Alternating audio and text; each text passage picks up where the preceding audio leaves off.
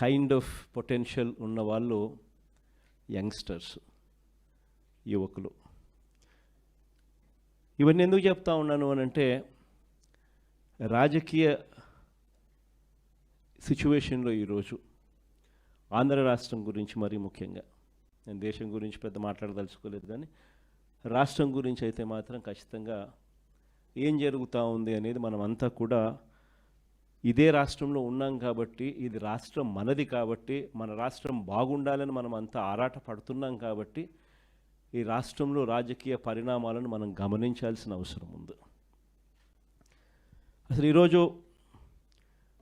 ఒక యంగ్స్టర్ రేపొద్దున గొప్పగా ఎదిగి భావి ప్రపంచంతో పోటీపడి ఉద్యోగాలన్నది తాను సంపాదించుకునే పరిస్థితిలో, అవలీలగా సంపాదించుకునే పరిస్థితిలోకి తాను పోగలిగే పరిస్థితి ఉందా లేదా అన్నది ఏ యంగ్స్టర్కైనా కూడా ఫస్ట్ అడగాల్సిన ప్రశ్న మన మనస్సాక్షిని. ఇది జరగాలి అని అంటే ఓవర్ నైట్ జరిగే పరిస్థితి కాదు. ఒక ప్రణాళికాబద్ధంగా ఒక లీడర్ అనే వ్యక్తి, ఒక నాయకుడు అనే వ్యక్తి తాను వేసే ప్రతి అడుగు కూడా, ఈరోజు ఒక అడుగు వేస్తే అది చెట్టు కావడానికి, ఈరోజు వేసే విత్తనం ఒక చెట్టు కావడానికి, ఆ విజన్ ట్రాన్స్లేట్ కావడానికి 10-15 సంవత్సరాలు మినిమం పడుతుంది. కానీ ఆ 10-15 సంవత్సరాల తర్వాత ఈరోజు వేసే విత్తనం కన్నా సరిగ్గా వేయకపోతే, ఈరోజు వేసే విత్తనం కన్నా సరిగ్గా కరెక్ట్ అయిన విత్తనం వేయకపోతే మాత్రం 10 సంవత్సరాలు 15 సంవత్సరాల తర్వాత కూడా మన బ్రతుకులు మారవు, ఇదే మాదిరిగానే ఉంటాం.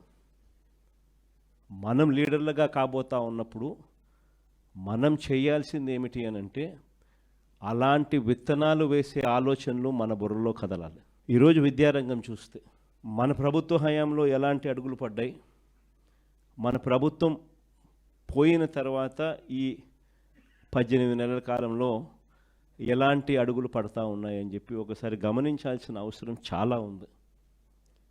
ఎందుకనంటే ఒకసారి తేడాగాన గమనించినట్లయితే మనము యంగ్స్టర్స్గా మన పాత్ర అన్నది ఎంత క్రిటికల్ అన్నది గుర్తుపెట్టుకుంటాం. కారణం ఏంటంటే, మనం మార్చకపోతే ఈ వ్యవస్థ మారదు. మనం మార్చడానికి అడుగులు ముందుకు వేస్తేనే ఈ వ్యవస్థ మారుతుంది. మనం చూసేసున్నట్టు వదిలేసినామనంటే ఈ వ్యవస్థ ఎప్పటికీ ఇలాగనే ఉంటుంది. మొట్టమొదటిసారిగా అడుగులు పడింది నిజంగా మన టైంలో పడ్డాయని చెప్పి మాత్రం నేను గర్వంగా చెప్పగలుగుతాను. ఎందుకంటే ప్రతి అడుగు కూడా ఫస్ట్ క్లాస్ చదువుతా ఉన్న పిల్లాడి దగ్గర నుంచి, కేజీ నుంచి పీజీ దాకా, కేజీ నుంచి ఆ పిల్లాడు గ్రాడ్యుయేషన్ అయ్యేదాకా, ఆ పిల్లాడికి ఎలాంటి చదువులు ఉండాలి, ఎలాంటి భావితరంతో తాను పోటీ పడే పరిస్థితి వస్తుంది, ఆ పోటీలో తాను ఎలా నిలబడగలుగుతాడు, ఆ పోటీలో తాను నిలబడమే కాకుండా ఆ పోటీలో తాను విజయం సాధించాలి అని చెప్పి ఆలోచన చేసిన వ్యక్తులము ఒక్క వైఎస్ఆర్సీపీ ప్రభుత్వంలో మన హయాంలో మాత్రమే జరిగింది. మామూలుగా స్టూడెంట్స్ గురించి ఏ నాయకుడు, ఏ రాజకీయ నాయకుడు ఆలోచన చేయడు, ఎందుకంటే వాళ్ళకు ఓటు హక్కు లేదు కదా అనేది ఫస్ట్. కానీ వాళ్ళే రేపొద్దున భవిష్యత్తు అని ఆలోచన చేయగలిగిన వాడు మాత్రమే రాజకీయ నాయకుడు కాదు, లీడర్ అవుతాడు.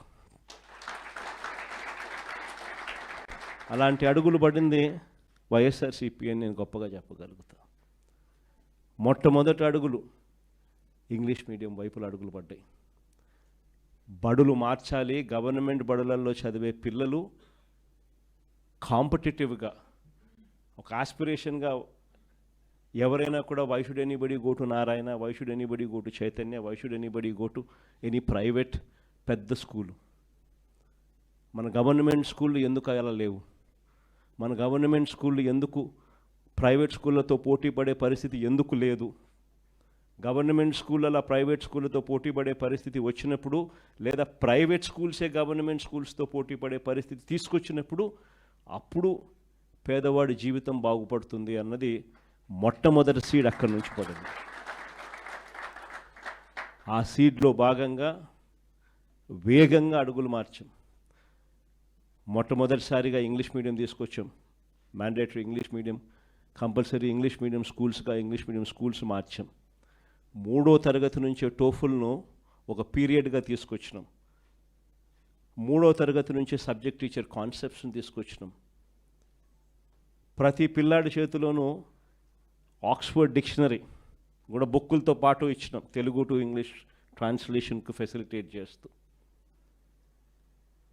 ప్రతి పిల్లాడికి కూడా 8వ తరగతికి వచ్చేసరికి ట్యాబులు చేతిలో పెట్టి ఆ పిల్లాడిని గొప్పగా ప్రైవేట్ స్కూల్స్తో కన్నా ఇంకా బెటర్ ఎడ్యుకేషన్ ఇచ్చే విధంగా అడుగులు వేయించే కార్యక్రమం చేసాం. ఇంగ్లీష్ మీడియం కాదు, సిబిఎస్ఈ కాదు, ఏకంగా ఐబీని తీసుకొచ్చి మన గవర్నమెంట్ స్కూల్లో మన పిల్లలకు పరిచయం చేసినాం.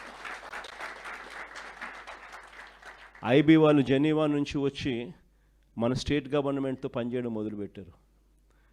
2025 first class, 2026 second class, 2027 third class and so on and so fourth పెట్టుకుంటూ 2035కి వచ్చేసరికి మన పిల్లలు 10th క్లాస్ ఎగ్జామ్ ఐబీలో రాసే విధంగా ఐబీ జెనీవా వచ్చి స్టేట్ గవర్నమెంట్తో పనిచేయడం మొదలుపెట్టింది. ఎందుకు ఇవన్నీ జరిగాయి? కారణం ఏమిటి అని అంటే, ఆ స్థాయి ఎడ్యుకేషన్ కన్నా మన పిల్లలకు కన్నా మనం కన్నా ఇవ్వగలిగితే, మన పోటీ అనేది మన ఆంధ్ర కాదు, మన పోటీ అనేది ప్రపంచం. ప్రపంచం మొత్తము తో మన పిల్లలు పోటీ పడేటప్పుడు ఆ ప్రపంచంతో పోటీ పడే చదువులు మన పిల్లలకు అక్కడి నుంచి స్టార్ట్ అవుతున్నాయా లేదా అన్నది ది మోస్ట్ ఇంపార్టెంట్ ఆస్పెక్ట్ అవుతుంది. అక్కడి నుంచి వ్యవస్థను మార్చుకోవచ్చు. సరే, గోరు ముద్ద ఇటువంటి అన్నీ కూడా చిన్న చిన్న మార్పులే అయినా కూడా నాడు నేడుతో శ్రీకారం చుట్టి అమ్మఒడి అనే పథకంతో పిల్లలను బడికి పంపించేదానికి తల్లులను మోటివేట్ చేస్తూ 75% అటెండెన్స్ను కూడా ఖచ్చితంగా మ్యాండేటరీగా తీసుకొస్తూ అక్కడి నుంచి స్టార్ట్ చేసిన మార్పులు అలా అలా అలా ముందుకు పోతూ హైయర్ ఎడ్యుకేషన్లోకి కూడా తీసుకుని పోయాం. మొట్టమొదటిసారిగా హైయర్ ఎడ్యుకేషన్లో జాబ్ ఓరియంటెడ్ కరికులంను తీసుకొచ్చింది ఒక వైఎస్ఆర్సీపీ హయాంలోనే తీసుకొచ్చినాం. మొట్టమొదటిసారిగా మన చదువుల్లో లేనిదేమిటి, వెస్ట్రన్ చదువుల్లో అడ్వాన్స్డ్ కంట్రీస్లో ఉన్న చదువుల్లో ఉన్నదేమిటి అని మొట్టమొదటిసారిగా బేరీజు వేశాం. అక్కడ ఉన్న కోర్సులు ఇక్కడ ఎందుకు లేవు, ఎందుకు డిగ్రీ అన్నది ఇక్కడ నామకే వాస్తే చదువుగా ఉంది, ఎందుకు అక్కడ డిగ్రీ అనేది ఎందుకు వాల్యూ అనేది ఉన్నది అని చెప్పి అసెస్మెంట్ జరిగింది. ఎడెక్స్ అని చెప్పి ఒక సంస్థని తీసుకొని వచ్చి ఐవీ లీగ్ కాలేజెస్ అంటే ఈ స్టాన్ఫర్డు, ఎంఐటి, ఇవే కాకుండా ఎల్ఎస్సి, ఇటు పెద్ద పెద్ద యూనివర్సిటీస్ అన్నిటితో కూడా వాళ్ళ ఆన్లైన్ వర్క్, వాళ్ళ చదువులు, వాళ్ళ సర్టిఫికెట్లు, వాళ్ళ డిగ్రీలు మన కోర్సులో కరికులంలో భాగం చేస్తూ సర్టిఫికెట్లు కూడా వాళ్ళ దగ్గర నుంచి వచ్చేట్టుగా, క్రెడిట్స్ వాళ్ళు ఇచ్చేట్టుగా భాగస్వాములను చేస్తూ ఎడెక్స్ ద్వారా మన డిగ్రీలో కరికులంలో ఆన్లైన్ ద్వారా పార్ట్ చేస్తాం. ఇది మొట్టమొదటి మార్పు. డిగ్రీలో క్వాలిటీ ఇంప్రూవ్ చేస్తూ మొట్టమొదటిసారిగా డిగ్రీలో మ్యాండేటరీ ఇంటర్న్షిప్ తీసుకొచ్చినాం. మొట్టమొదటిసారిగా డిగ్రీకి వాల్యూ ఇస్తూ చదువులు ఉండేట్టుగా కాలేజీలన్నీ కూడా ఖచ్చితంగా నాక్ రిజిస్ట్రేషన్ వైపు అడుగులు వేయించాం. మనం రాకమునుపు ఎన్ని కాలేజీలు తెలుసా నాక్ రిజిస్ట్రేషన్ ఉండేది? 257 కాలేజీలు 2019 నాటికి నాక్ రిజిస్ట్రేషన్లో ఉంటే, మనం వచ్చిన తర్వాత నాక్ రిజిస్ట్రేషన్ కాలేజీలు 2024 ఫిబ్రవరి నాటికల్లా 437 కాలేజీలకు తీసుకొని పోయినాం. క్వాలిటీ ఆఫ్ ఎడ్యుకేషన్ను ఇంప్రూవ్ చేస్తూ, ఇదొకటే కాకుండా ఈ చదువులు చదివించే విషయంలో ఏ పేదవాడైనా కూడా చదువులు చదువుకునేదానికి అప్పుల పాలయ్యే పరిస్థితి రాకూడదు. ఏ కుటుంబమైనా కూడా తన పిల్లల్ని చదివించడం భారం అని చెప్పి ఏ తల్లి తండ్రి కూడా ఫీల్ కాకూడదు. ఏ తల్లి తండ్రి కూడా అప్పుల పాలై తమ పిల్లల్ని చదివించడం భారమై ఆ చదువులు మానేసే పరిస్థితిలోకి రాకూడదు అనే ఉద్దేశంతో మొట్టమొదటిసారిగా ఇంతకుముందు గవర్నమెంట్లో లేనిది పూర్తి ఫీజు రీయింబర్స్మెంట్ పథకాన్ని తీసుకొచ్చింది ఒక్క వైఎస్ఆర్సీపీ ప్రభుత్వంలోనే తీసుకొచ్చాం. దీనికోసం ఏకంగా 12,000 కోట్ల రూపాయలు ఉట్టి ఫీజు రీయింబర్స్మెంట్ పథకంలో మనం పెట్టిన ఖర్చు కేవలం విద్యా దీవెన అన్న ఒకే ఒక పథకం మీద 12,609 కోట్లు ఖర్చు చేసినాం. కేవలం విద్యా దీవెన అనే ఒకే ఒక పథకం మీద.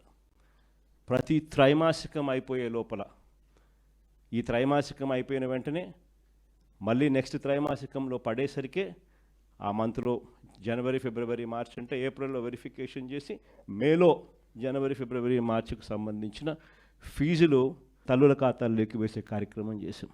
వసతి దీవెన అని చెప్పి ఎవ్రీ ఏప్రిల్ ఖచ్చితంగా క్రమం తప్పకుండా ప్రతి పిల్లాడికి, డిగ్రీ చదివే పిల్లాడికి అయితే ఏకంగా 20,000 రూపాయలు 2 ఇన్స్టాల్మెంట్లలో ఇచ్చే కార్యక్రమాలు 1,100 కోట్లు ప్రతి సంవత్సరం ఏప్రిల్లో ఇచ్చేట్టుగా అడుగులు పడ్డాయి వసతి దీవెన కింద.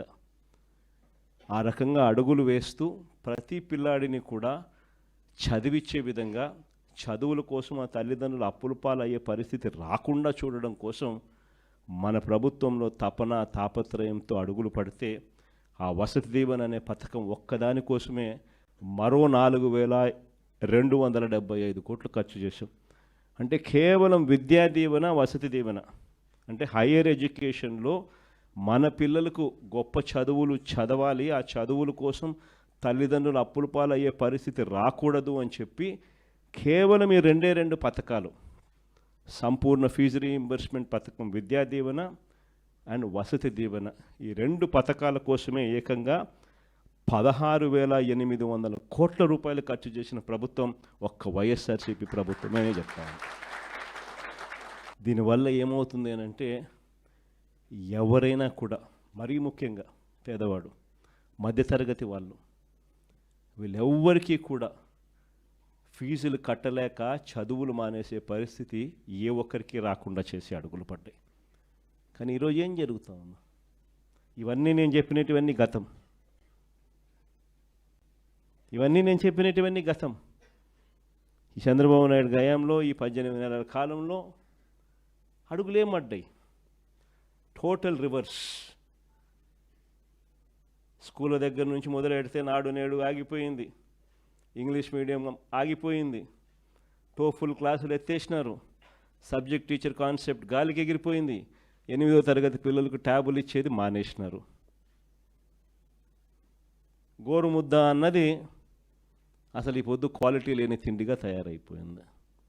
సరే, ఒకవైపున స్కూళ్ళు నాశనం అయిపోయాయి అన్నది ఒక్క నిమిషం పక్కన పెడితే, హైయర్ ఎడ్యుకేషన్కి వచ్చేసరికి పరిస్థితి ఏమిటి అని చూస్తే, ఈరోజు పిల్లలు చదవకూడదు, చదివితే వీళ్ళు ఎక్కడ గొప్పవాళ్ళు అవుతారేమో అనే బాధ చంద్రబాబు నాయుడులో ఎక్కువగా అనిపిస్తూ ఉంది. మొట్టమొదటి ప్రభుత్వం, ఈ ప్రభుత్వం వచ్చిన తర్వాత సెప్టెంబర్ 30 దాకా 7 క్వార్టర్స్ ఫీజు రీయింబర్స్మెంట్ బకాయిలే. జనవరి, ఫిబ్రవరి, మార్చ్ 2024, జనవరి, ఫిబ్రవరి, March quarter 2024 which was suppose to be paid, ఏప్రిల్లో వెరిఫై చేసి మేలో డబ్బులు ఇవ్వాల్సింది. అక్కడ బ్రేక్ పడింది. ఎన్నికలు మే 13 ఎన్నికలు జరిగాయి, అక్కడ బ్రేక్ పడింది. చంద్రబాబు నాయుడు ఎన్నికల కమిషన్కి లేఖ రాసి ఫీజు రీయింబర్స్మెంట్ డబ్బులు జగన్ ఇస్తా ఉన్నాడు, ఆపండి అని చెప్పి ఏకంగా లేఖ కూడా రాసి కూడా ఆపిచ్చేసాడు. సరే, మే 13 ఎన్నికలు అయిపోయాయి, తర్వాత అయినా ఆయన ఇస్తాడులే అని ఇవ్వాలి కదా. జనవరి, ఫిబ్రవరి, మార్చ్ క్వార్టర్కి సంబంధించి ఏప్రిల్లో వెరిఫై చేసి మేలో ఇవ్వాల్సింది అక్కడ బ్రేక్ పడితే, జనవరి, ఫిబ్రవరి, మార్చికి సంబంధించిన క్వార్టర్ 2024 క్వార్టర్ నుంచి సెప్టెంబర్ 2025 7 క్వార్టర్స్, ఒక్కొక్క క్వార్టర్కు దాదాపుగా 700 కోట్ల రూపాయలు, 650 కోట్ల నుంచి 700 కోట్ల రూపాయలు ఒక్కొక్క క్వార్టర్కు ఫీజు రీయింబర్స్మెంట్ కింద ఖర్చు అవుతుంది, పూర్తి ఫీజు రీయింబర్స్మెంట్ కింద. ఉజ్జాయింపుగా 7 క్వార్టర్స్కు ఇంటూ 700 అంటే 4,900 కోట్లు ఇచ్చింది ఈ ప్రభుత్వం. కేవలం 700 కోట్లు అంటే 4,200 కోట్లు డ్యూస్ ఉట్టి ఫీజు రీయింబర్స్మెంట్ మీద. ఈ డిసెంబర్కి వస్తే మరో 700 కోట్లు యాడ్ అవుతుంది. వసతి దీవెన కింద ఏప్రిల్ 2024 1100 కోట్లు, ఏప్రిల్ 2025 మరో 1100 కోట్లు, మరో 2200 కోట్లు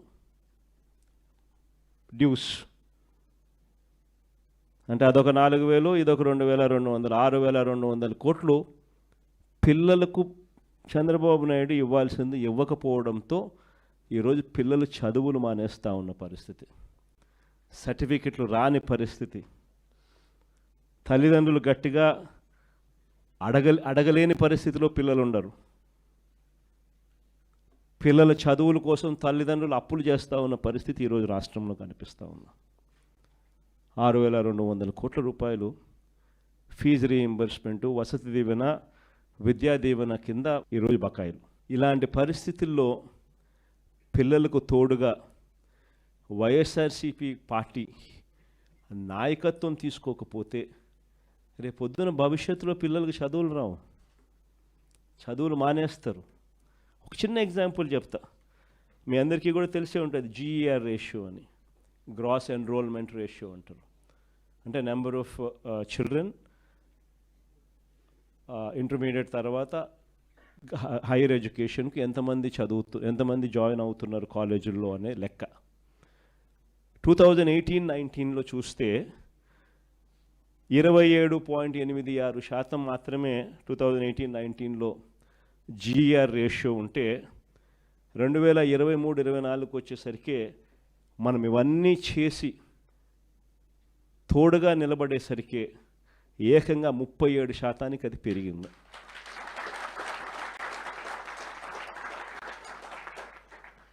ఈరోజు ఆ 37% నుంచి మళ్ళీ రివర్స్, ఫీజులు కట్టలేక, కాలేజీలు చేరలేక, లేదా జాయిన్ అయిన తర్వాత మళ్ళీ ఫీజులు కట్టలేక పిల్లలు వెనక్కి తగ్గే పరిస్థితి.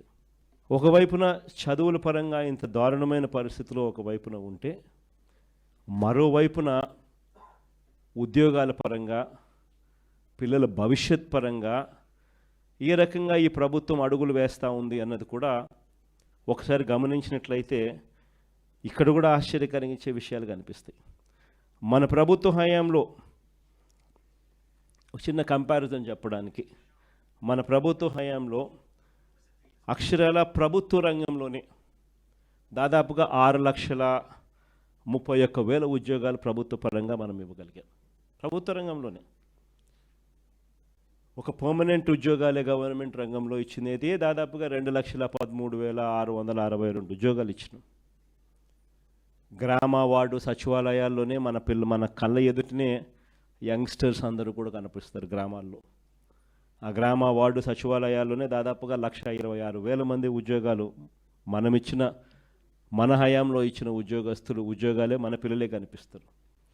మరో 52,000 మంది ఆర్టీసీలో గవర్నమెంట్గా వైఎస్ఆర్సీపీ గవర్నమెంట్లో రెగ్యులరైజ్ చేస్తే 52,000 మంది ఆర్టీసీ ఎంప్లాయీస్ను గవర్నమెంట్లో రెగ్యులరైజ్ అయిపోయిన ఉద్యోగస్తులుగా కనిపిస్తారు. మరో health and medical family welfare సెక్షన్లో చూస్తే దాదాపుగా మరో 17,000 ఉద్యోగాలు అక్కడ కూడా మనం ఇచ్చి జీరో వేకెన్సీ పాలసీ తీసుకొని వచ్చి ప్రతి హాస్పిటల్లోనూ కూడా స్పెషలిస్ట్ డాక్టర్ల కొరతలు నేషనల్ లెవెల్లో 61% డెఫిసిట్ ఉంటే ఆంధ్ర రాష్ట్రంలోకి వచ్చేసరికి కేవలం 4% మాత్రమే డెఫిసిట్.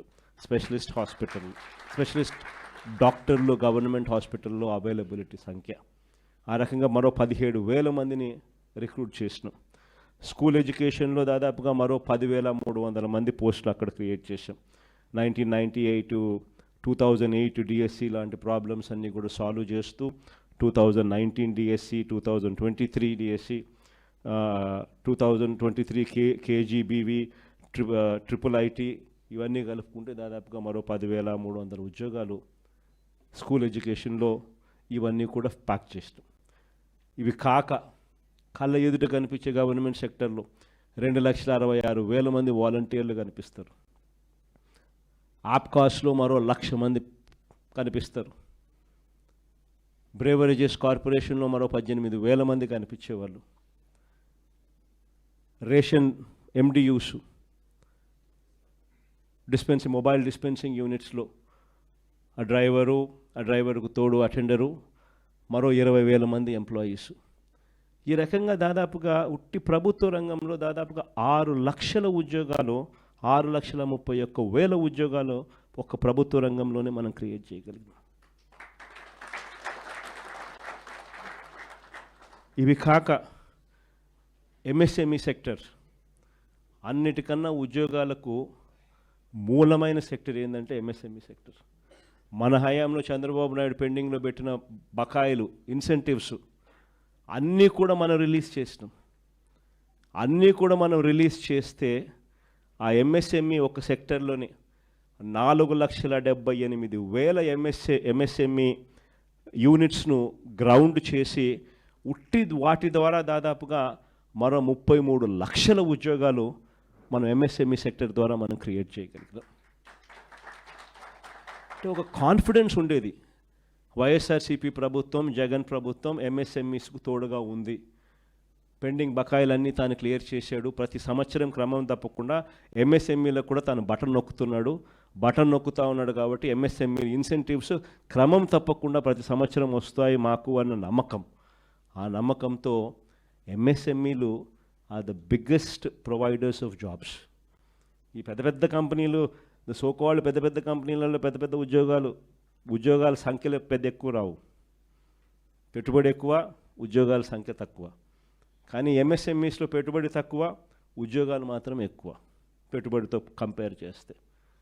దాదాపుగా 4,78,000 యూనిట్స్ గ్రౌండ్ అయి మరో 33 లక్షల ఉద్యోగాలు MSME సెక్టర్ ద్వారా మనం కల్పించగలిగాం. అది కాకుండా లార్జ్ అండ్ మెగా ఇండస్ట్రీస్లో మరో 1,00,000 ఉద్యోగాలు, మొత్తం కలిపితే 40,13,552 ఉద్యోగాలు ఒక్క వైఎస్ఆర్సీపీ ప్రభుత్వ హయాంలో మనం క్రియేట్ చేయగలిగాం. ఇది మనం చెప్పే లెక్కలు కూడా కాదు, వాళ్ళు తయారు చేసుకున్న సోషియో ఎకనామిక్ సర్వే రిపోర్ట్ల ప్రకారం నిజంగా మెరుగైన ఉద్యోగాలు ఎక్కడొస్తాయి తెలుసా? సెల్ఫ్ ఎంప్లాయిడ్ సెక్షన్స్లో వస్తాయి ఉద్యోగాలు. ఇవన్నీ ఇంత కష్టపడితే మనం క్రియేట్ చేయగలిగినవి ఇంతే. కానీ సెల్ఫ్ ఎంప్లాయిడ్ సెక్షన్స్లో మనం ప్రమోట్ చేయగలిగితే, క్రియేట్ చేయగలిగిన ఎంప్లాయ్మెంటు ఒక విప్లవం. అన్నిటికన్నా ఇంకొకటి బిగ్గెస్ట్ ఏం తెలుసా? 62% ఆఫ్ ద పాపులేషన్, 62% పాపులేషన్ వ్యవసాయం మీద ఆధారపడ్డ పాపులేషన్. వ్యవసాయం ఒక్కటి కుదేలైపోతే 62% జనాభాకు ఉపాధి ఉండదు. చంద్రబాబు నాయుడు నోట్లో నుంచి వచ్చే మాటలు అయితే వ్యవసాయం అన్నది దండగా అనే మాటలు వస్తాయి. కానీ వ్యవసాయాన్ని పండగగా మార్చిన పరిపాలన ఎక్కడైనా జరిగింది అని అంటే మన ప్రభుత్వ హయాంలో. ప్రతి అడుగులో కూడా విత్తనం నుంచి పంట కొనుగోలు వరకు, పంట కొనుగోలు నుంచి రైతుకి ఏదైనా విపత్తు వస్తే ఆ విపత్తు నుంచి రైతును ఆదుకునే వరకు ప్రతి అడుగులోనూ కూడా రైతును చేపట్టుకొని నడిపించింది ఒక వైఎస్ఆర్సీపీ ప్రభుత్వ హయాంలో మాత్రమే. ఇవన్నీ చేయగలిగాం కాబట్టి రాష్ట్రంలో ఎకానమీ అన్నది బాయింట్గా ఉన్నది. వీటి అన్నిటికీ తోడు ఎప్పుడు జరగని విధంగా 4 పోర్ట్లు రాష్ట్రం మొత్తం చూస్తే మనం రాకమునుపు వరకు 6 పోర్ట్లు ఉంటే, 4 లొకేషన్స్లో 6 పోర్ట్లు ఉంటే, మన 5 ఏళ్ల పీరియడ్లోనే కోవిడ్ ఉన్నా కూడా, 2 సంవత్సరాలు కోవిడ్ ఉన్నా కూడా, మన 5 ఏళ్ల కాలంలో ఏకంగా మరో 4 పోర్ట్లకు శ్రీకారం చుట్టి అడుగులు ముందుకేసి, అందులో 3 పోర్ట్లు గవర్నమెంట్ రంగంలోనే, రామాయపట్నం అయితేనేమి, మూలపేట అయితేనేమి, కాకినాడ అయితేనేమి, మచిలీపట్నం పోర్ట్ అయితేనేమి, ఇవన్నీ దాదాపుగా రామాయపట్నం అయితే 80% కంప్లీట్ అయిపోయింది, మచిలీపట్నం పోర్ట్ అయితే 30% కంప్లీట్ అయిపోయింది, మూలపేట పోర్టు ఆల్మోస్ట్ 30% కంప్లీట్ అయిపోయింది, కాకినాడ పోర్టు ఒకటి ప్రైవేట్ పోర్ట్లో ఇంకోటి డెవలప్ చేసాం. మొత్తం 4 పోర్ట్లు, 10 ఫిషింగ్ హార్బర్లు, 6 ఫిష్ ల్యాండింగ్ సెంటర్సు. అంటే పోర్ట్ లెడ్ ఎకానమీని అడుగులు వేగంగా ముందుకు ఇచ్చగలిగాం. గూగుల్కి సంబంధించి క్లారిఫికేషన్, చంద్రబాబు నాయుడు అనే వ్యక్తి ఏ రకంగా క్రెడిట్ చోరీ చేస్తాడు అనేది కూడా చెప్పింటే, డేటా సెంటర్ అనే దానికి ఫస్ట్ ఆఫ్ ఆల్ డేటా విశాఖపట్నంకు రావాలా కదా, వస్తేనే కదా డేటా సెంటర్ అనేది వచ్చేది. ఆ డేటా అనేది సింగపూర్ నుంచి కేబుల్ తీసుకొచ్చేదానికి అంకురార్పణ చేసింది వైఎస్ఆర్సీపీ ప్రభుత్వంలో జరిగింది. కాబట్టి వైఎస్ఆర్సీపీ ప్రభుత్వంలో 300 మెగావాట్లకు సంబంధించి డేటా సెంటర్కు శంకుస్థాపన చేశాం. అదానికి గూగుల్కు ఆ రోజుల్లోనే 2022లోనే నోయిడాలో గూగుల్తో కలిపి నోయిడాలో already data centre Adani already కట్టాడు. దానికి సంబంధించి శంకుస్థాపన 2023లో జరిగింది. తర్వాత సింగపూర్ గవర్నమెంట్కు 2020 శంకుస్థాపన చేసిన రోజే తర్వాత 3-4 నెలలకే 2022లోని సింగపూర్ గవర్నమెంట్కి లేఖ కూడా రాసినాం, కేబుల్ అక్కడి నుంచి వచ్చేదానికి మాకు ఫెసిలిటేట్ చేయండి అని. అవన్నీ జరిగితే ఈరోజు గూగుల్ వస్తూ ఉందా. డేటా సెంటర్లో అసలు కట్టాలి అని అంటే ఫస్ట్ డేటా రావడానికి కేబుల్ కావాలి కదా. ఇవన్నీ అప్పుడు మనం చేసాం కాబట్టి ఇప్పుడు వస్తూ ఉంది. ఆ రోజు నుంచి చూస్తే విశాఖపట్నంలో డెవలప్మెంట్ అనేది ఆ రోజు అడుగులు మనం వేసాం కాబట్టి ఈరోజు గూగుల్ వస్తూ ఉంది. ఆ రోజు మనం మూలపేట పోర్టు మనం 30% కంప్లీట్ చేసాం కాబట్టి ఈరోజు మూలపేటలో పోర్టు కంప్లీట్ అయ్యే పరిస్థితిలోకి వస్తూ ఉంది. ఆ రోజు భోగాపురం ఎయిర్పోర్ట్కు 900 కోట్లు ల్యాండ్ అక్విజిషన్కి మనం ఖర్చు చేసినాం.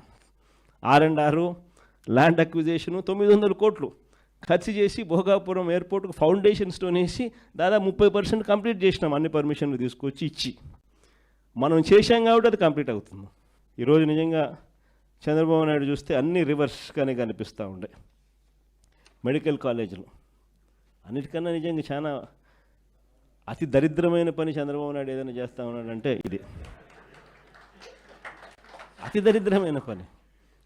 నిజంగా అతను మంచి చేయకపోతే చేయకపోయి కనీసం చెడు చేయడం అన్న దానికి మనకి ఇంతకన్నా దరిద్రం ఏదైనా ఉంటుందో నాకు అర్థం కాదు అసలు. ఎందుకనంటే నువ్వు కట్టిందిలా రాష్ట్రం ఏర్పడినప్పటి నుంచి ఇప్పటిదాకా 1923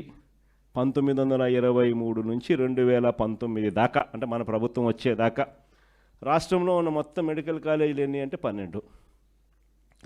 గవర్నమెంట్ రంగంలో ఉన్న మొత్తం మెడికల్ కాలేజీలు ఎన్ని అని అంటే 12. ఈ 12 కాలేజీలకు చంద్రబాబు నాయుడు చేసింది 0. రాష్ట్రంలో ఉన్న మెడికల్ కాలేజీలు ఎన్ని అంటే గవర్నమెంట్ 12. చంద్రబాబు నాయుడు 12లో ఏమైనా ఒకటన్నా చేశాడంటే అది లే, ఒక్కటి చేయలే. మనం వచ్చిన తర్వాత ఏకంగా 5 ఏళ్లలో కోవిడ్ ఉన్నా కూడా 2 సంవత్సరాలు 5 ఏళ్లలో ఏకంగా 17 మెడికల్ కాలేజీలు మనం తీసుకొచ్చే కార్యక్రమం చేస్తాం. ఆ 17 మెడికల్ కాలేజీల్లో అసలు ఒక మెడికల్ కాలేజ్ అన్నది ఎందుకంత ఇంపార్టెంట్, అది చాలా మోస్ట్ ఇంపార్టెంట్ థింగ్. ప్రతి ఒక్కరం కూడా చంద్రబాబు నాయుడు తప్ప మిగతా వాళ్ళందరూ కూడా లాజికల్గా ఆలోచన చేయదగ్గ పాయింట్. అసలు గవర్నమెంట్ ఎందుకు స్కూల్ నడుపుతుందో, అసలు గవర్నమెంట్ ఎందుకు హాస్పిటల్ నడుపుతుందో, గవర్నమెంట్ ఎందుకు ఆర్టీసీ బస్సులు నడుపుతుందో ఎప్పుడైనా ఆలోచన చేశారా? ఎప్పుడైనా తట్టిందా? ఎందుకంటే గవర్నమెంట్ ఇది చేయకపోతే ప్రైవేట్ వాడు పేదవాడిని మధ్యతరగతిని పూర్తిగా నాశనం చేసేస్తాడు. ఎక్స్ప్లాయిటేషన్ జరుగుతుంది. ప్రైవేట్ ఎక్స్ప్లాయిటేషన్కి చెక్ పడాలి అని అంటే గవర్నమెంట్ అనేది స్కూల్ నడుపుతేనే చెక్కు పడుతుంది, గవర్నమెంట్ అనేది హాస్పిటల్ నడుపుతేనే చెక్కు పడుతుంది, గవర్నమెంట్ అన్నది ట్రాన్స్పోర్ట్ ఆర్టీసీ నడుపుతేనే చెక్కు పడుతుంది. లేకపోతే ప్రైవేట్ వాళ్ళు పేదలను మధ్యతరగతి వాళ్ళను పూర్తిగా ఎక్స్ప్లాయిట్ చేసే కార్యక్రమం జరుగుతుంది. This is common sense. మనము ప్రతి పార్లమెంటును ఒక జిల్లా చేసాం, అంటే ప్రతి 7 అసెంబ్లీ సెగ్మెంట్లకు ఒక పార్లమెంటుకు ఒక జిల్లా చేసాం. జిల్లా చేయడమే కాకుండా ఆ జిల్లాలో ఒక గవర్నమెంట్ మెడికల్ కాలేజ్ తీసుకొచ్చే కార్యక్రమం చేస్తాం. గవర్నమెంట్ మెడికల్ కాలేజ్ ఎందుకు అని అంటే గవర్నమెంట్ మెడికల్ కాలేజ్తో పాటు అక్కడ ఒక మల్టీ స్పెషాలిటీ హాస్పిటల్ కూడా టీచింగ్ హాస్పిటల్గా అవైలబిలిటీలోకి వస్తుంది. ఎందుకనంటే అసిస్టెంట్ ప్రొఫెసర్లు పీజీ స్టూడెంట్సు, మెడికోసు వీళ్ళందరూ కూడా అక్కడే పనిచేస్తారు, నర్సింగ్ స్టూడెంట్స్ అందరూ కూడా. సో ఒక సూపర్ స్పెషాలిటీ హాస్పిటల్ అన్నది కూడా ఒక టీచింగ్ హాస్పిటల్ రూపేణ అవైలబిలిటీలోకి వచ్చి పేదలకు ఉచితంగా వైద్యం అక్కడ అందుబాటులోకి వస్తుంది. ఎప్పుడైతే ఈ టీచింగ్ హాస్పిటల్ పనిచేయడం మొదలు పెడుతుందో సూపర్ స్పెషాలిటీ హాస్పిటల్ ఎప్పుడైతే అందుబాటులోకి వస్తుందో, ఉచితంగా వైద్యం అన్నది ఎప్పుడైతే పేదలకు మధ్యతరగతి వాళ్ళకు అందుబాటులోకి వస్తుందో, ప్రైవేట్ వాడు ఎక్స్‌ప్లాయిట్ చేసే అవకాశం తగ్గిపోతుంది.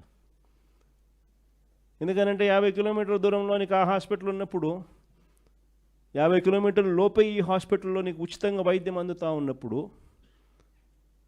నువ్వు లక్షల ఫీజులు వేస్తే ఎందుకు?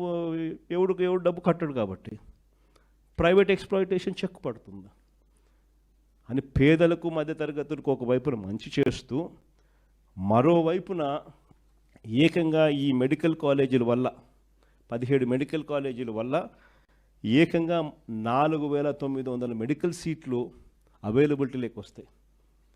ఈ 17 మెడికల్ కాలేజీల వల్ల మాత్రమే ఏకంగా 2,550 మెడికల్ సీట్లు అవైలబిలిటీలోకి వస్తాయి. ఈ సీట్లలో అందరూ కూడా పిల్లలకు సీట్లు ఫ్రీగా దొరుకుతాయి, సగం సీట్లు. మిగతా సీట్లు ప్రైవేట్ కన్నా ఇంకా తక్కువ రేట్లకు గవర్నమెంట్ కాలేజీలలో అవైలబిలిటీలోకి వస్తాయి. మన పిల్లలు డాక్టర్లు అవుతారు, మన జిల్లాల్లోనే డాక్టర్లు అవుతారు. మన పిల్లలకి ఇన్ని సీట్లు అవైలబిలిటీ ఇక్కడే చదవడం మొదలు పెడితే మన పిల్లలు ఇక్కడే డాక్టర్లు అయి మన ప్రాంతంలోనే సేవలు అందిస్తూ ఉంటారు. సో ఒక గొప్ప కార్యక్రమం జరుగుతూ ఉంటే, ఈ 17 మెడికల్ కాలేజీలలో 7 మెడికల్ కాలేజీలు చంద్రబాబు నాయుడు ప్రమేయం లేకుండానే అయిపోయినాయి. మనం ఉన్నప్పుడే ఒక 5 మెడికల్ కాలేజీలు అయితే పూర్తిగా స్టార్ట్ అయిపోయినాయి. 800 సీట్లు కూడా ఆల్రెడీ స్టార్ట్ అయినాయి. కోర్సులు కూడా 3 బ్యాచ్లు కూడా జరిగాయి. ఇంకొక పాడేరు మెడికల్ కాలేజీకి సంబంధించి జూన్లోనే క్లాసులు స్టార్ట్ అయిపోయాయి. పులివెందుల మెడికల్ కాలేజీకి సంబంధించి చంద్రబాబు నాయుడు ముఖ్యమంత్రి అయ్యే నాటికి సీట్లు అలాట్ చేస్తూ, అయ్యా మీకు 50 సీట్లు ఇస్తున్నాము అని చెప్పి లెటర్ వచ్చింది.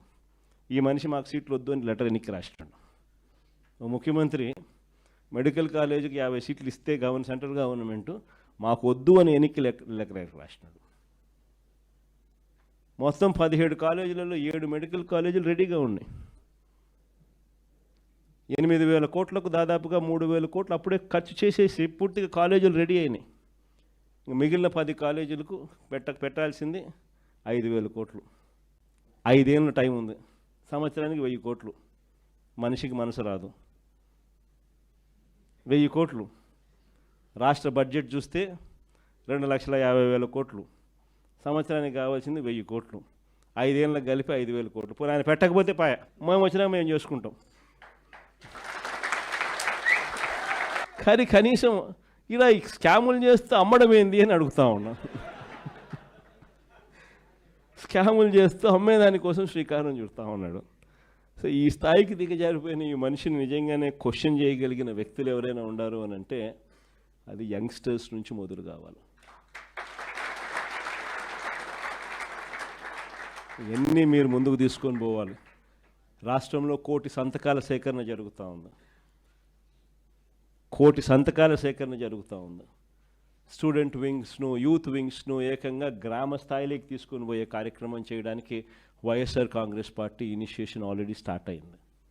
అందులో భాగంగానే నియోజకవర్గ స్థాయిలో అనుబంధ విభాగాలకు సంబంధించి అధ్యక్షుడిని వేయడం, మండల స్థాయిలో కూడా అనుబంధ విభాగాలకు సంబంధించి అధ్యక్షుడిని వేయడం ఆల్రెడీ కంప్లీట్ అయిపోయింది. మండల స్థాయి నుంచి ఇంకా గ్రామ స్థాయిలోకి పోయే కార్యక్రమానికి ఇప్పుడు అడుగులు పడుతూ ఉన్నాయి.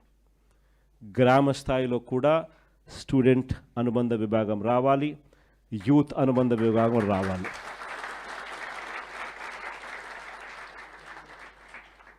చైతన్యం తీసుకొని రావడం అన్నది అక్కడి నుంచి స్టార్ట్ కావాలి. ఈ యుగంలో డ్రైవ్ చేసేది మీరు. మీ చేతుల్లోనే భవిష్యత్తు ఉంది. మీరు ఎలా డిసైడ్ చేస్తే ఆ గవర్నమెంట్ వస్తుంది. ఈ గవర్నమెంట్ సిట్ అంటే సిట్, స్టాండ్ అంటే stand. That is the power of youngsters. ఇది ఖచ్చితంగా ఇది గుర్తుపెట్టుకోవాలా. 1 కోటి సంతకాల సేకరణ అనేది కార్యక్రమం జరుగుతూ ఉంది.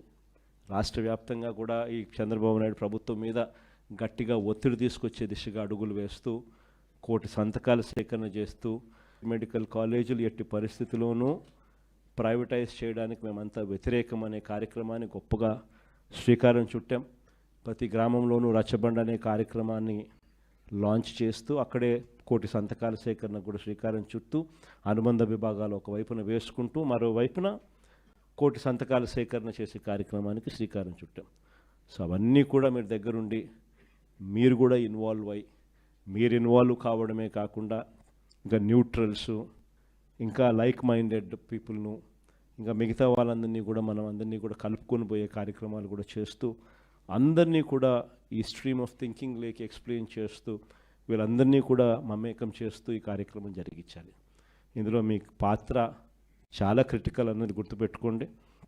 ఐ థింక్ 12వ తారీఖున ప్రతి నియోజకవర్గంలోనూ కూడా ఈ కార్యక్రమాలు, ఈ ర్యాలీస్ చేసి, అసెంబ్లీ స్థాయిలో ర్యాలీస్ చేసి ప్రొటెస్ట్ తెలియజేసే కార్యక్రమాలకు జరుగుతూ ఉంది. సో ఆ 12వ తారీఖు చేసే ఆ కార్యక్రమాలు చంద్రబాబు నాయుడుకి ఏ రకంగా షాక్ తగలాలి అని అంటే, చంద్రబాబు నాయుడు అనే వ్యక్తి ప్రైవేటైజేషన్ అనేది బుర్రలో నుంచి తీసేసేయాలన్న ఆ లెవెల్లో షాక్ తరగాలి. సో అక్కడి నుంచి అడుగులు స్లోగా ముందుకు వేస్తే పోదాం. ఐ థింక్ డిసెంబర్ నాటికల్లా ఫీజు రీఇంబర్స్మెంట్ మీద కూడా ఐ థింక్ చంద్రబాబు నాయుడుకి సఫిషియెంట్ టైం ఇచ్చినట్టుంటుంది. దాని తర్వాత దాని మీద కూడా గేరు మార్చి చంద్రబాబు నాయుడు మెడల్ వంచే కార్యక్రమం కూడా అక్కడ కూడా మొదలుపెట్టే కార్యక్రమం కూడా చేద్దాం. విద్యార్థుల గురించి, యువకుల ప్రాధాన్యత గురించి, రాజకీయాలలో భవిష్యత్తు గురించి నిజంగా ఎక్కడైనా కూడా కల్ముషం లేని రాజకీయాలు ఎక్కడైనా స్టార్ట్ అయ్యేటి ఎక్కడైనా ఉంటే,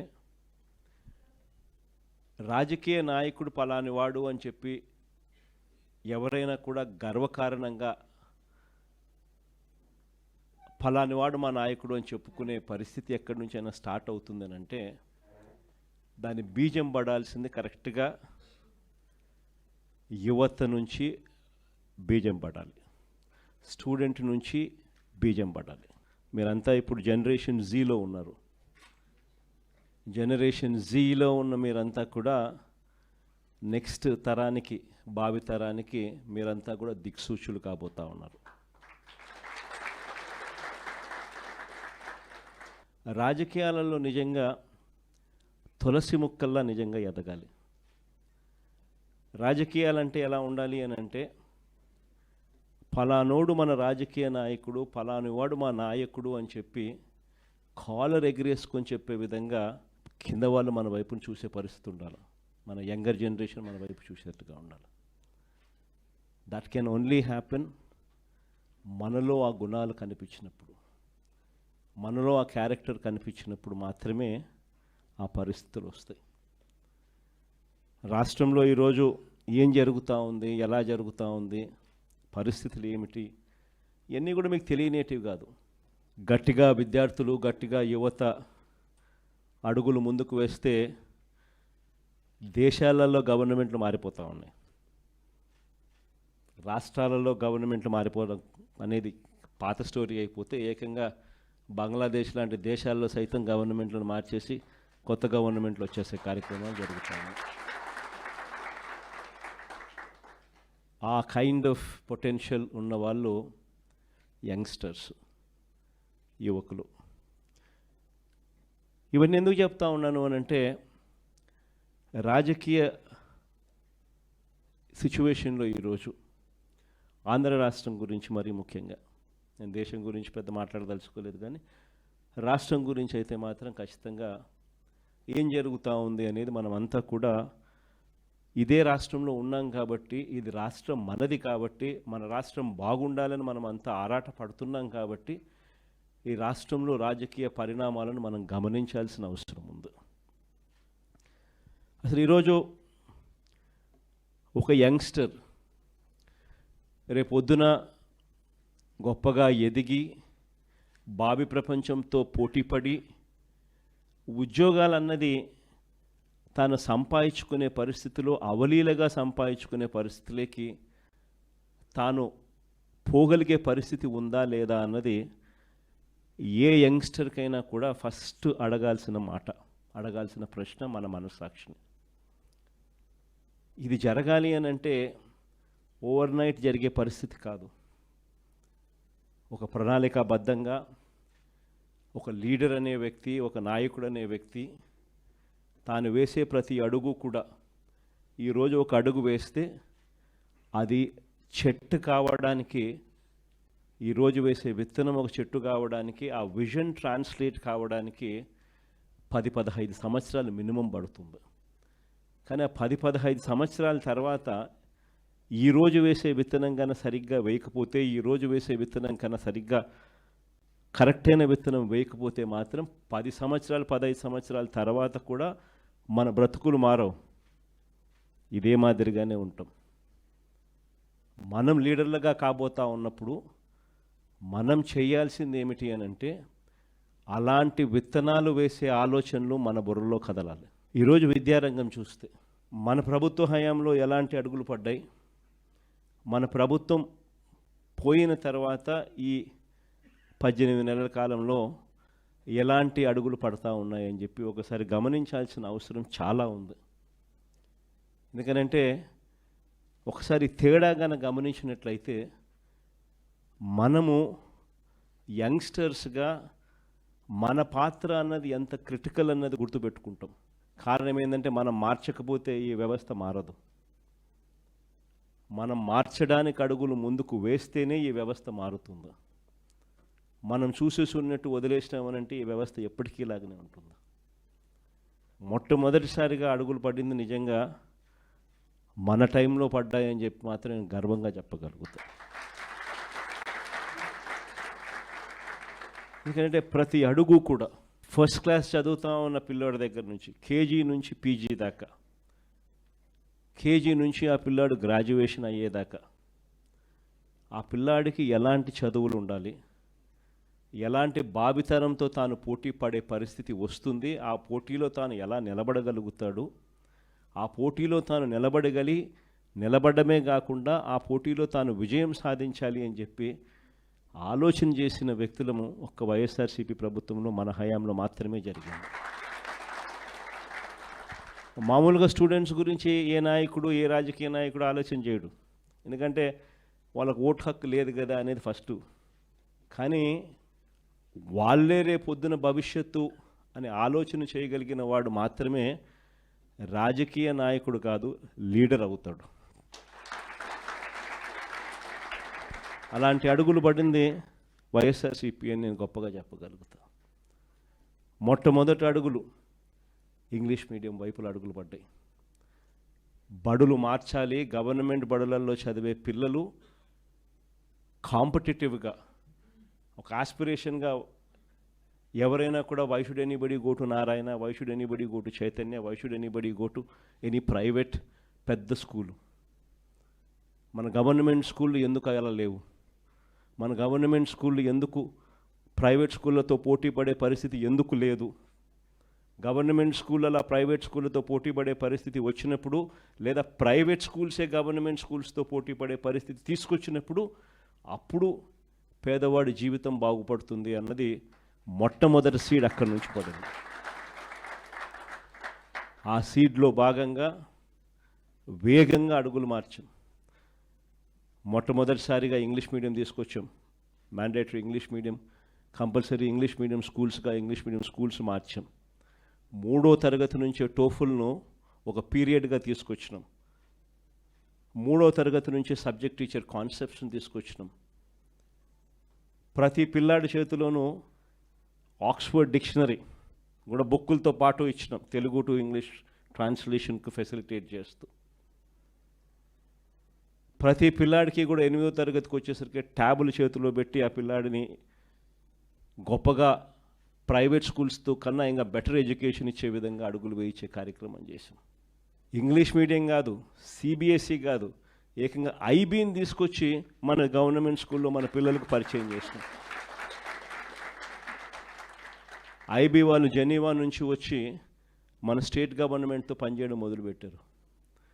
2025 first class, 2026 second class, 2027 third class and so on and so fourth పెట్టుకుంటూ 2035కి వచ్చేసరికి మన పిల్లలు 10th క్లాస్ ఎగ్జామ్ ఐబీలో రాసే విధంగా ఐబీ జెనీవా వచ్చి స్టేట్ గవర్నమెంట్తో పనిచేయడం మొదలుపెట్టింది.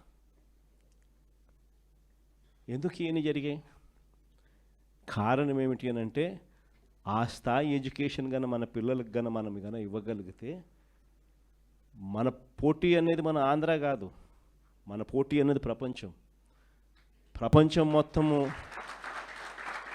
తో మన పిల్లలు పోటీ పడేటప్పుడు ఆ ప్రపంచంతో పోటీ పడే చదువులు మన పిల్లలకు అక్కడి నుంచి స్టార్ట్ అవుతున్నాయా లేదా అన్నది ది మోస్ట్ ఇంపార్టెంట్ ఆస్పెక్ట్ అవుతుంది. అక్కడి నుంచి వ్యవస్థను మార్చుకోవచ్చు. సరే, గోరుముద్ద ఇటువంటి అన్నీ కూడా చిన్న చిన్న మార్పులే అయినా కూడా నాడు నేడుతో శ్రీకారం చుట్టి అమ్మఒడి అనే పథకంతో పిల్లలను బడికి పంపించేదానికి తల్లులను మోటివేట్ చేస్తూ 75% అటెండెన్స్ను కూడా ఖచ్చితంగా మ్యాండేటరీగా తీసుకొస్తూ అక్కడి నుంచి స్టార్ట్ చేసిన మార్పులు అలా ముందుకు పోతూ హైయర్ ఎడ్యుకేషన్లోకి కూడా తీసుకుని పోయాం. మొట్టమొదటిసారిగా హైయర్ ఎడ్యుకేషన్లో జాబ్ ఓరియంటెడ్ కరికులంను తీసుకొచ్చింది ఒక వైఎస్ఆర్సీపీ హయాంలోనే తీసుకొచ్చినాం. మొట్టమొదటిసారిగా మన చదువుల్లో లేనిదేమిటి, వెస్ట్రన్ చదువుల్లో అడ్వాన్స్డ్ కంట్రీస్లో ఉన్న చదువుల్లో ఉన్నదేమిటి అని మొట్టమొదటిసారిగా బేరీజు వేశాం. అక్కడ ఉన్న కోర్సులు ఇక్కడ ఎందుకు లేవు, ఎందుకు డిగ్రీ అన్నది ఇక్కడ నామకే వాస్తే చదువుగా ఉంది, ఎందుకు అక్కడ డిగ్రీ అనేది ఎందుకు వాల్యూ అనేది ఉన్నది అని చెప్పి అసెస్మెంట్ జరిగింది. ఎడెక్స్ అని చెప్పి ఒక సంస్థని తీసుకొని వచ్చి ఐవీ లీగ్ కాలేజెస్ అంటే ఈ స్టాన్ఫర్డు, ఎంఐటి, ఇవే కాకుండా ఎల్ఎస్సి ఇటు పెద్ద పెద్ద యూనివర్సిటీస్ అన్నిటితో కూడా వాళ్ళ ఆన్లైన్ వాళ్ళ చదువులు, వాళ్ళ సర్టిఫికెట్లు, వాళ్ళ డిగ్రీలు మన కోర్సులో కరికులంలో భాగం చేస్తూ సర్టిఫికెట్లు కూడా వాళ్ళ దగ్గర నుంచి వచ్చేట్టుగా, క్రెడిట్స్ వాళ్ళు ఇచ్చేట్టుగా భాగస్వాములను చేస్తూ ఎడెక్స్ ద్వారా మన డిగ్రీలో కరికులంలో ఆన్లైన్ ద్వారా పార్ట్ చేస్తున్నాం. ఇది మొట్టమొదటి మార్పు. డిగ్రీలో క్వాలిటీ ఇంప్రూవ్ చేస్తూ మొట్టమొదటిసారిగా డిగ్రీలో మ్యాండేటరీ ఇంటర్న్షిప్ తీసుకొచ్చినాం. మొట్టమొదటిసారిగా డిగ్రీకి వాల్యూ ఇస్తూ చదువులు ఉండేట్టుగా కాలేజీలన్నీ కూడా ఖచ్చితంగా నాక్ రిజిస్ట్రేషన్ వైపు అడుగులు వేయించాం. మనం రాకమునుపు ఎన్ని కాలేజీలు తెలుసా నాక్ రిజిస్ట్రేషన్ ఉన్నది? 257 కాలేజీలు 2019 నాటికి నాక్ రిజిస్ట్రేషన్లో ఉంటే, మనం వచ్చిన తర్వాత నాక్ రిజిస్ట్రేషన్ కాలేజీలు 2024 ఫిబ్రవరి నాటికల్లా 437 కాలేజీలకు తీసుకొని పోయినాం. క్వాలిటీ ఆఫ్ ఎడ్యుకేషన్ను ఇంప్రూవ్ చేస్తూ, ఇదొకటే కాకుండా ఈ చదువులు చదివించే విషయంలో ఏ పేదవాడైనా కూడా చదువులు చదువుకునేదానికి అప్పుల పాలయ్యే పరిస్థితి రాకూడదు. ఏ కుటుంబమైనా కూడా తన పిల్లల్ని చదివించడం భారం అని చెప్పి ఏ తల్లి తండ్రి కూడా ఫీల్ కాకూడదు. ఏ తల్లి తండ్రి కూడా అప్పుల పాలై తమ పిల్లల్ని చదివించడం భారమై ఆ చదువులు మానేసే పరిస్థితిలోకి రాకూడదు అనే ఉద్దేశంతో మొట్టమొదటిసారిగా ఇంతకుముందు గవర్నమెంట్లో లేనిది పూర్తి ఫీజు రీయింబర్స్మెంట్ పథకాన్ని తీసుకొచ్చింది ఒక్క వైఎస్ఆర్సీపీ ప్రభుత్వంలోనే తీసుకొచ్చాం. దీనికోసం ఏకంగా 12,000 కోట్ల రూపాయలు ఉట్టి ఫీజు రీయింబర్స్మెంట్ పథకంలో మనం పెట్టిన ఖర్చు కేవలం విద్యా దీవెన అన్న ఒకే ఒక పథకం మీద 12,609 కోట్లు ఖర్చు చేసినాం. కేవలం విద్యా దీవెన అని ఒకే ఒక్క పథకం మీద. ప్రతి త్రైమాసికం అయిపోయే లోపల, ఈ త్రైమాసికం అయిపోయిన వెంటనే మళ్ళీ నెక్స్ట్ త్రైమాసికంలో పడేసరికే ఆ మంత్లో జనవరి, ఫిబ్రవరి, మార్చ్ అంటే ఏప్రిల్లో వెరిఫికేషన్ చేసి మేలో జనవరి, ఫిబ్రవరి, మార్చికి సంబంధించిన ఫీజులు తల్లుల ఖాతాల్లోకి వేసే కార్యక్రమం చేసాం. వసతి దీవెన అని చెప్పి ఎవ్రీ ఏప్రిల్ ఖచ్చితంగా క్రమం తప్పకుండా ప్రతి పిల్లాడికి, డిగ్రీ చదివే పిల్లాడికి అయితే ఏకంగా 20,000 రూపాయలు 2 ఇన్స్టాల్మెంట్లలో ఇచ్చే కార్యక్రమాలు 1,100 కోట్లు ప్రతి సంవత్సరం ఏప్రిల్లో ఇచ్చేట్టుగా అడుగులు పడ్డాయి వసతి దీవెన కింద. ఆ రకంగా అడుగులు వేస్తూ ప్రతి పిల్లాడిని కూడా చదివించే విధంగా, చదువుల కోసం ఆ తల్లిదండ్రులు అప్పుల పాలయ్యే పరిస్థితి రాకుండా చూడడం కోసం మన ప్రభుత్వంలో తపన తాపత్రయంతో అడుగులు పడితే ఆ వసతి దీవెన అనే పథకం ఒక్కదానికోసమే మరో 4,275 కోట్లు ఖర్చు చేశాం. అంటే కేవలం విద్యా దీవెన, వసతి దీవెన అంటే హయ్యర్ ఎడ్యుకేషన్లో మన పిల్లలకు గొప్ప చదువులు చదవాలి, ఆ చదువుల కోసం తల్లిదండ్రులు అప్పుల పాలయ్యే పరిస్థితి రాకూడదు అని చెప్పి కేవలం ఈ రెండు పథకాలు, సంపూర్ణ ఫీజు రీయింబర్స్మెంట్ పథకం, విద్యా దీవెన అండ్ వసతి దీవెన, ఈ 2 పథకాల కోసమే ఏకంగా 16,800 కోట్ల రూపాయలు ఖర్చు చేసిన ప్రభుత్వం ఒక్క వైఎస్ఆర్సీపీ ప్రభుత్వమే చెప్తాను. దీనివల్ల ఏమవుతుంది అని అంటే, ఎవరైనా కూడా, మరీ ముఖ్యంగా పేదవాడు, మధ్యతరగతి వాళ్ళు, వీళ్ళెవ్వరికీ కూడా ఫీజులు కట్టలేక చదువులు మానేసే పరిస్థితి ఏ ఒక్కరికి రాకుండా చేసి అడుగులు పడ్డాయి. కానీ ఈరోజు ఏం జరుగుతూ ఉంది? ఇవన్నీ నేను చెప్పినటువన్నీ గతం.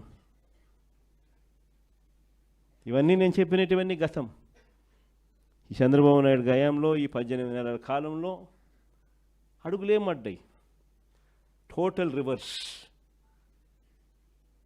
స్కూళ్ళ దగ్గర నుంచి మొదలెడితే నాడు నేడు ఆగిపోయింది, ఇంగ్లీష్ మీడియం ఆగిపోయింది, టోఫుల్ క్లాసులు ఎత్తేసినారు, సబ్జెక్ట్ టీచర్ కాన్సెప్ట్ గాలికి ఎగిరిపోయింది, 8వ తరగతి పిల్లలకు ట్యాబులు ఇచ్చేది మానేసినారు.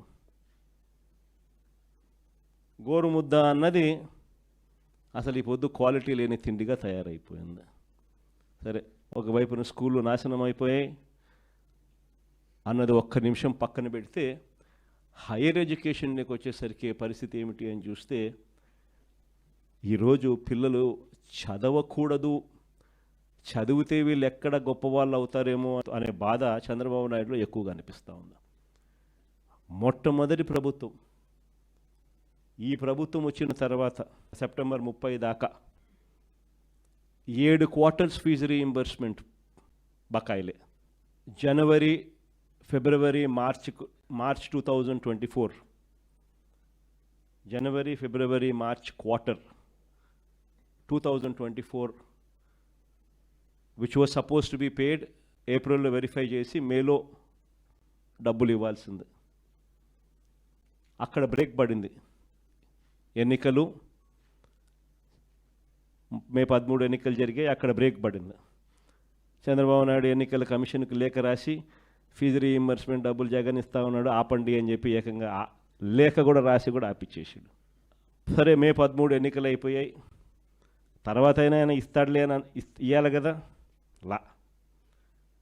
జనవరి, ఫిబ్రవరి, మార్చ్ క్వార్టర్కు సంబంధించి ఏప్రిల్లో వెరిఫై చేసి మేలో ఇవ్వాల్సింది అక్కడ బ్రేక్ పడితే, జనవరి, ఫిబ్రవరి, మార్చికి సంబంధించిన క్వార్టర్ 2024 క్వార్టర్ నుంచి సెప్టెంబర్ 2025 7 క్వార్టర్స్, ఒక్కొక్క క్వార్టర్కు దాదాపుగా 700 కోట్ల రూపాయలు, 650 కోట్ల నుంచి 700 కోట్ల రూపాయలు ఒక్కొక్క క్వార్టర్కు ఫీజు రీయింబర్స్మెంట్ కింద ఖర్చు అవుతుంది, పూర్తి ఫీజు రీయింబర్స్మెంట్ కింద.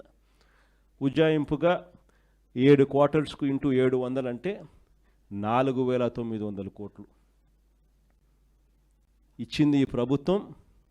కేవలం 700 కోట్లు అంటే 4,200 కోట్లు డ్యూస్ ఉట్టి ఫీజు రీయింబర్స్మెంట్ మీద. ఈ డిసెంబర్కి వస్తే మరో 700 కోట్లు యాడ్ అవుతుంది. వసతి దీవెన కింద ఏప్రిల్ 2024 1,100 కోట్లు, ఏప్రిల్ 2025 మరో 1,100 కోట్లు, మరో 2,200 కోట్లు డ్యూస్. అంటే అదొక 4,000, ఇదొక 2,200, 6,200 కోట్లు పిల్లలకు చంద్రబాబు నాయుడు ఇవ్వాల్సింది ఇవ్వకపోవడంతో ఈరోజు పిల్లలు చదువులు మానేస్తూ ఉన్న పరిస్థితి, సర్టిఫికెట్లు రాని పరిస్థితి, తల్లిదండ్రులు గట్టిగా అడగలేని పరిస్థితిలో పిల్లలు ఉండరు. పిల్లల చదువుల కోసం తల్లిదండ్రులు అప్పులు చేస్తూ ఉన్న పరిస్థితి ఈరోజు రాష్ట్రంలో కనిపిస్తూ ఉంది. 6,200 కోట్ల రూపాయలు ఫీజు రీయింబర్స్మెంటు, వసతి దీవెన, విద్యా దీవెన కింద ఈరోజు బకాయిలు. ఇలాంటి పరిస్థితుల్లో పిల్లలకు తోడుగా వైఎస్ఆర్సీపీ పార్టీ నాయకత్వం తీసుకోకపోతే రేపొద్దున భవిష్యత్తులో పిల్లలకు చదువులు రావు, చదువులు మానేస్తారు. ఒక చిన్న ఎగ్జాంపుల్ చెప్తా, మీ అందరికీ కూడా తెలిసే ఉంటుంది, GER రేషియో అని, గ్రాస్ ఎన్రోల్మెంట్ రేషియో అంటారు. అంటే నెంబర్ ఆఫ్ చిల్డ్రన్ ఇంటర్మీడియట్ తర్వాత హైయర్ ఎడ్యుకేషన్కి ఎంతమంది జాయిన్ అవుతున్నారు కాలేజీల్లో అనే లెక్క. 2018-19లో చూస్తే 27.86% మాత్రమే 2018-19లో జీఈఆర్ రేషియో ఉంటే 2023-24 వచ్చేసరికి మనం ఇవన్నీ చేసి తోడుగా నిలబడేసరికి ఏకంగా 37% అది పెరిగింది.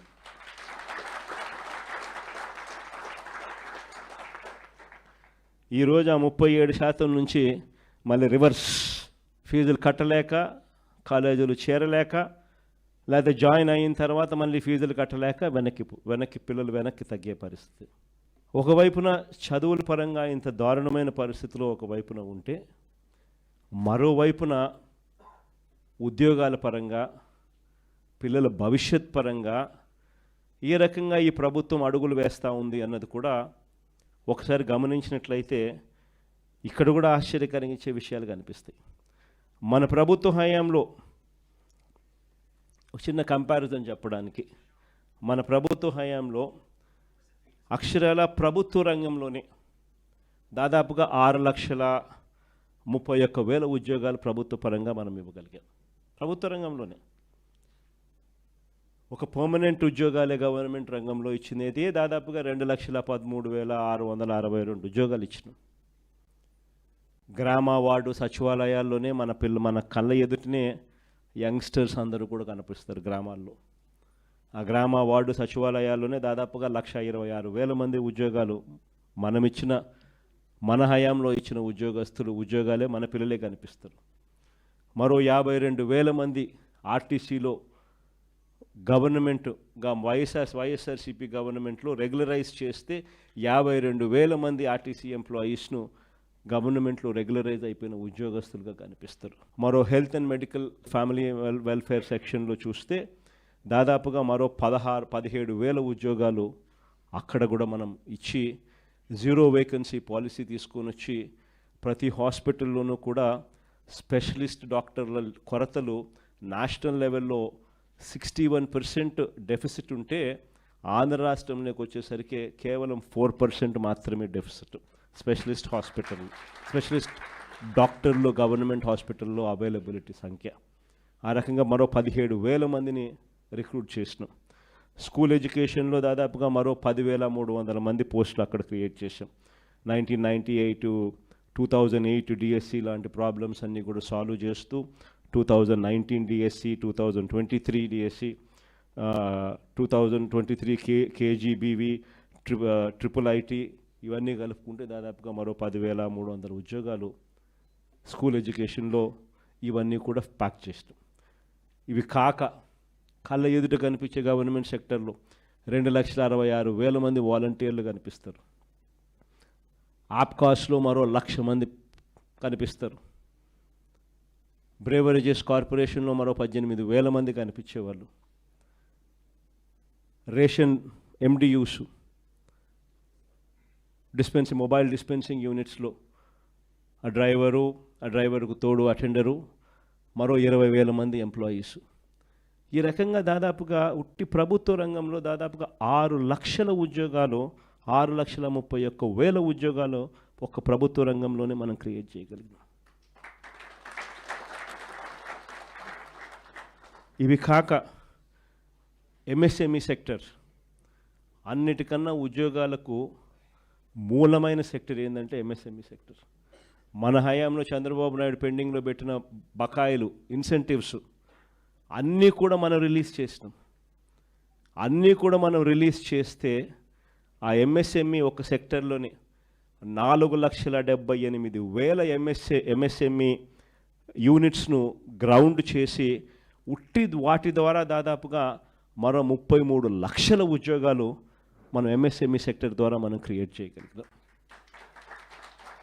అంటే ఒక కాన్ఫిడెన్స్ ఉండేది, వైఎస్ఆర్సీపీ ప్రభుత్వం, జగన్ ప్రభుత్వం ఎంఎస్ఎంఈస్కు తోడుగా ఉంది, పెండింగ్ బకాయిలన్నీ తాను క్లియర్ చేశాడు, ప్రతి సంవత్సరం క్రమం తప్పకుండా ఎంఎస్ఎంఈలకు కూడా తాను బటన్ నొక్కుతున్నాడు, బటన్ నొక్కుతూ ఉన్నాడు కాబట్టి ఎంఎస్ఎంఈ ఇన్సెంటివ్స్ క్రమం తప్పకుండా ప్రతి సంవత్సరం వస్తాయి మాకు అన్న నమ్మకం. ఆ నమ్మకంతో ఎంఎస్ఎంఈలు are the biggest providers of jobs. ఈ పెద్ద పెద్ద కంపెనీలు, సోకాల్డ్ పెద్ద పెద్ద కంపెనీలలో పెద్ద పెద్ద ఉద్యోగాల సంఖ్యలు ఎక్కువ రావు. పెట్టుబడి ఎక్కువ, ఉద్యోగాల సంఖ్య తక్కువ.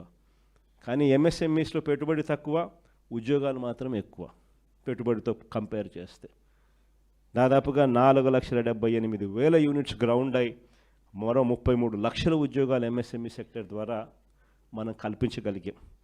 అది కాకుండా లార్జ్ అండ్ మెగా ఇండస్ట్రీస్లో మరో 1,00,000 ఉద్యోగాలు, మొత్తం కలిపితే 40,13,552 ఉద్యోగాలు ఒక్క వైఎస్ఆర్సీపీ ప్రభుత్వ హయాంలో మనం క్రియేట్ చేయగలిగాం. ఇది మనం చెప్పే లెక్కలు కూడా కాదు, వాళ్ళు తయారు చేసుకున్న సోషియో ఎకనామిక్ సర్వే రిపోర్ట్ల ప్రకారం నిజంగా మెరుగైన ఉద్యోగాలు ఎక్కడొస్తాయి తెలుసా? సెల్ఫ్ ఎంప్లాయిడ్ సెక్షన్స్లో వస్తాయి ఉద్యోగాలు. ఇవన్నీ ఇంత కష్టపడితే మనం క్రియేట్ చేయగలిగినవి ఇంతే. కానీ సెల్ఫ్ ఎంప్లాయిడ్ సెక్షన్స్లో మనం గన ప్రమోట్ చేయగలిగితే, క్రియేట్ చేయగలిగిన ఎంప్లాయ్మెంటు ఒక విప్లవం. అన్నిటికన్నా ఇంకొకటి బిగ్గెస్ట్ ఏం తెలుసా? 62% ఆఫ్ ద పాపులేషన్, 62% పాపులేషన్ వ్యవసాయం మీద ఆధారపడ్డ పాపులేషన్. వ్యవసాయం ఒక్కటి కన్నా కుదేలైపోతే 62% జనాభాకు ఉపాధి ఉండదు. చంద్రబాబు నాయుడు నోట్లో నుంచి వచ్చే మాటలు అయితే వ్యవసాయం అన్నది దండగా అనే మాటలు వస్తాయి. కానీ వ్యవసాయాన్ని పండగగా మార్చిన పరిపాలన ఎక్కడైనా జరిగింది అని అంటే మన ప్రభుత్వ హయాంలో. ప్రతి అడుగులో కూడా విత్తనం నుంచి పంట కొనుగోలు వరకు, పంట కొనుగోలు నుంచి రైతుకి ఏదైనా విపత్తు వస్తే ఆ విపత్తు నుంచి రైతును ఆదుకునే వరకు ప్రతి అడుగులోనూ కూడా రైతును చేపట్టుకుని నడిపించింది ఒక వైఎస్ఆర్సీపీ ప్రభుత్వ హయాంలో మాత్రమే. ఇవన్నీ చేయగలిగాం కాబట్టి రాష్ట్రంలో ఎకానమీ అన్నది బాయింట్గా ఉన్నది. వీటి అన్నిటికీ తోడు ఎప్పుడు జరగని విధంగా 4 పోర్ట్లు రాష్ట్రం మొత్తం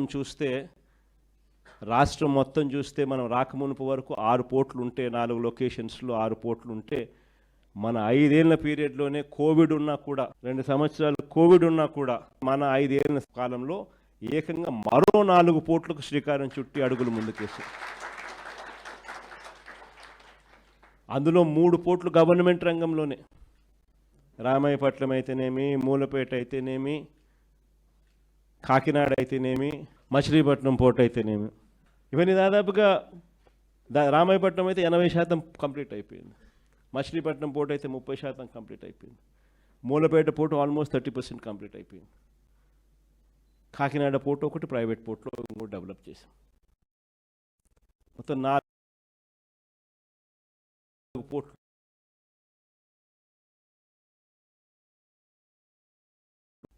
6 ఫిష్ ల్యాండింగ్ సెంటర్స్. అంటే పోర్ట్ లెడ్ ఎకానమీని అడుగులు వేగంగా ముందుకు ఇచ్చగలిగాం. గూగుల్కి సంబంధించి క్లారిఫికేషన్, చంద్రబాబు నాయుడు అనే వ్యక్తి ఏ రకంగా క్రెడిట్ చోరీ చేస్తాడు అనేది కూడా చెప్పింటే,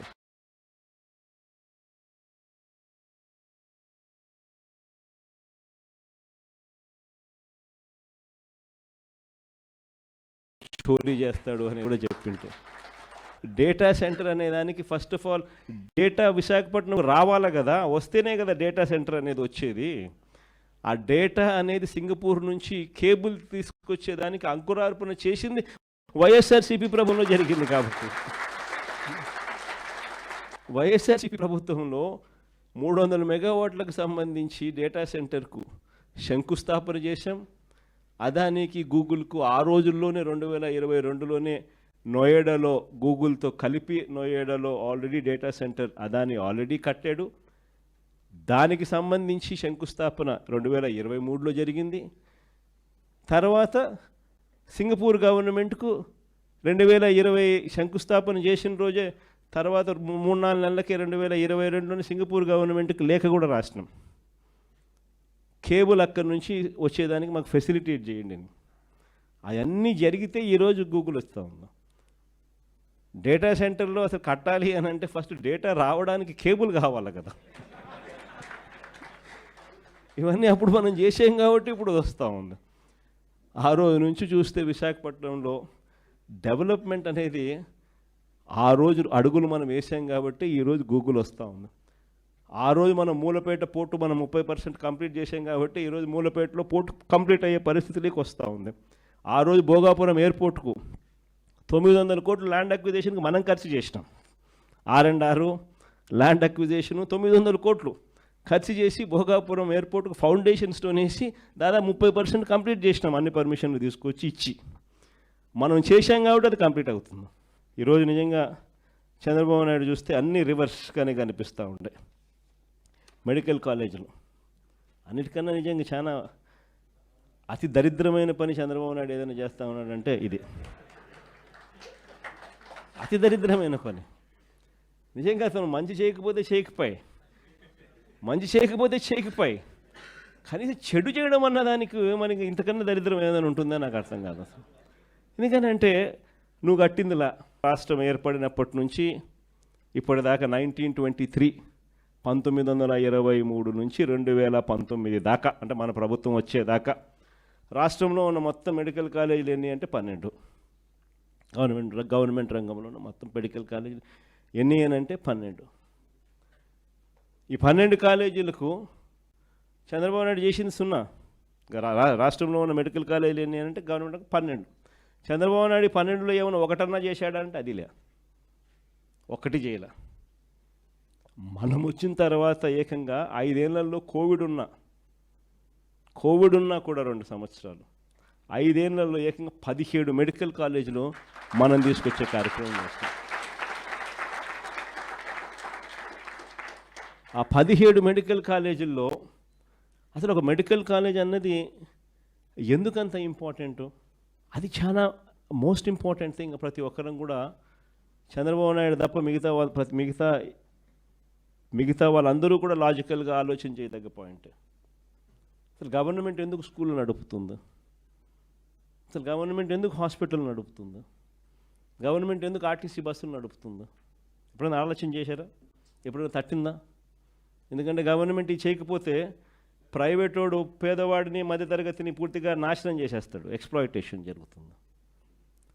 ప్రైవేట్ ఎక్స్ప్లాయిటేషన్కి చెక్ పడాలి అని అంటే గవర్నమెంట్ అనేది స్కూళ్ళు నడుపుతేనే చెక్కు పడుతుంది, గవర్నమెంట్ అనేది హాస్పిటల్ నడుపుతేనే చెక్కు పడుతుంది, గవర్నమెంట్ అన్నది ట్రాన్స్పోర్ట్ ఆర్టీసీ నడుపుతేనే చెక్కు పడుతుంది. లేకపోతే ప్రైవేట్ వాళ్ళు పేదలను మధ్యతరగతి వాళ్ళను పూర్తిగా ఎక్స్ప్లాయిట్ చేసే కార్యక్రమం జరుగుతుంది.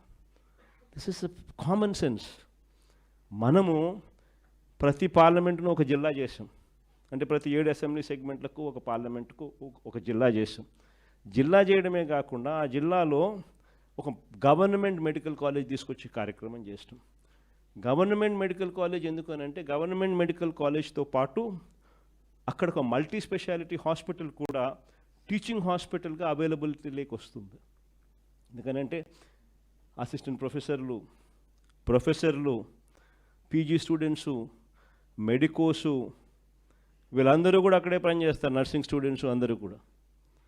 సో ఒక సూపర్ స్పెషాలిటీ హాస్పిటల్ అన్నది కూడా ఒక టీచింగ్ హాస్పిటల్ రూపేణా అవైలబిలిటీలోకి వచ్చి పేదలకు ఉచితంగా వైద్యం అక్కడ అందుబాటులోకి వస్తుంది.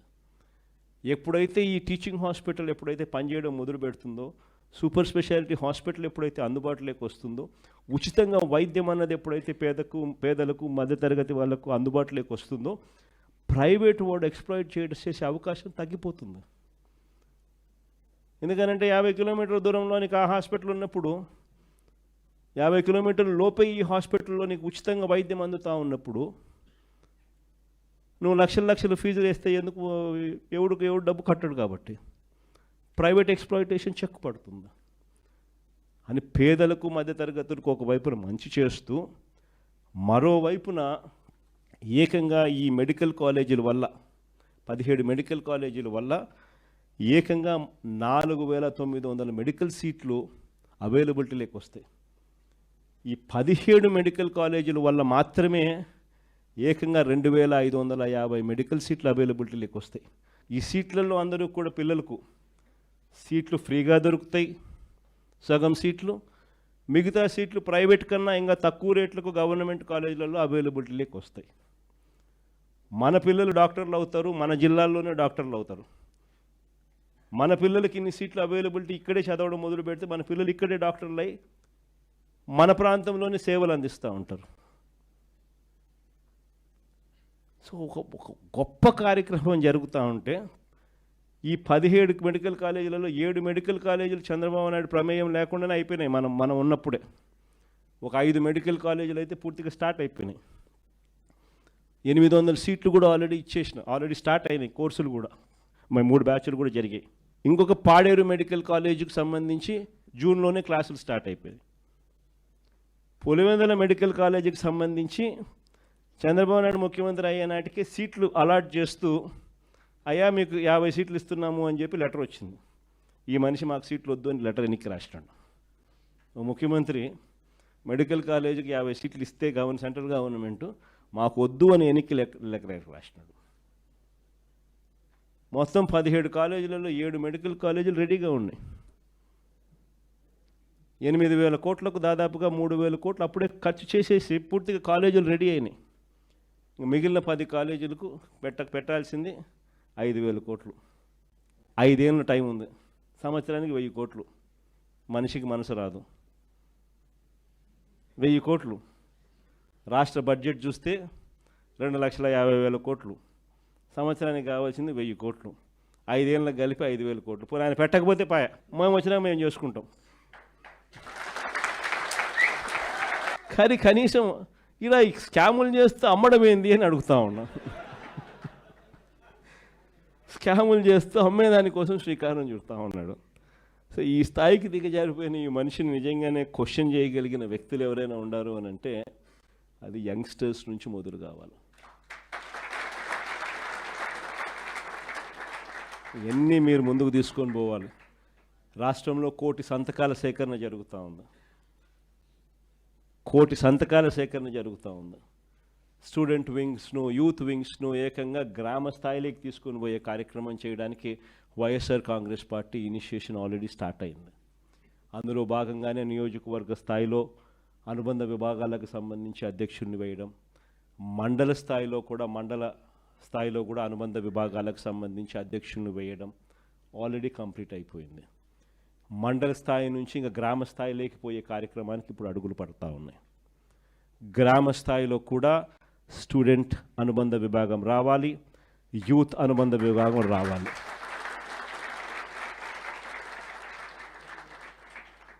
చైతన్యం తీసుకొని రావడం అన్నది అక్కడి నుంచి స్టార్ట్ కావాలి. ఈ యుగంలో డ్రైవ్ చేసేది మీరు. మీ చేతుల్లోనే భవిష్యత్తు ఉంది. మీరు ఎలా డిసైడ్ చేస్తే ఆ గవర్నమెంట్ వస్తుంది. ఈ గవర్నమెంట్ సిట్ అంటే సిట్, స్టాండ్ అంటే స్టాండ్.